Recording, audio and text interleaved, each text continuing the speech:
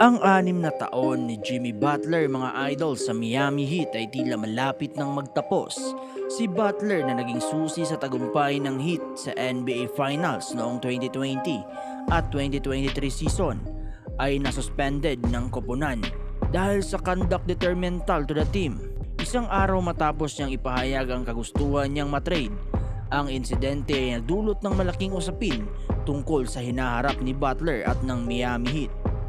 Si Butler mga idol na kilala sa kanyang sipag at determinasyon sa laro ay dumating sa training camp ngayong season na may deklarasyon ng no shenanigans.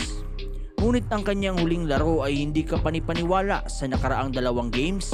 Nakapag-ambag lang siya ng 18 points at pagkatapos ng 5 laro na hindi siya nakalaro dahil sa illness, mukhang nagdesisyon na si Butler na kailangan niyang magbago ng koponan. Ayon sa report ng ESPN kay Shams Charania noong December 10, nakikinig na ang Heat sa mga trade offers para kay Butler at noong December 25, naging malinaw na nais ni Butler na umalis mula sa Heat. Matapos ang isang matinding pagkatalo laban sa Indiana Pacers, sinabi ni Butler na nais niyang maibalik ang saya ng kanyang paglalaro. Nang tanungin siya kung kayang mangyari ito sa Miami, ang sagot niya, probably not. Sa puntong ito mga idol, tila nagpapakita si Butler ng matinding hindi kasiyahan sa kanyang sitwasyon sa Miami Heat. Ang hakbang na ito ni Butler ay tila nagbunga dahil ngayon ay nakikinig na ang Heat sa mga trade offers para sa kanya. Ngunit hindi ito libre para kay Butler mga idol. Dahil sa suspension mga idol ay mawawala sa kanya ang 2.35 million na salary, ngunit may posibilidad na may babalik niya ito sa pamamagitan ng isang grievance sa player union. Hindi ito ang unang pagkakataon na nakaranas ng ganitong sitwasyon ng Miami Heat. Kilala si Pat Riley sa kanyang karapangan sa paggawa ng mahihirap na desisyon sa kanyang pagiging presidente ng Heat. Nakayanan niyang palayasin ang mga star players tulad na Tim Hardaway, Alonzo Mourning at Dwayne Wade.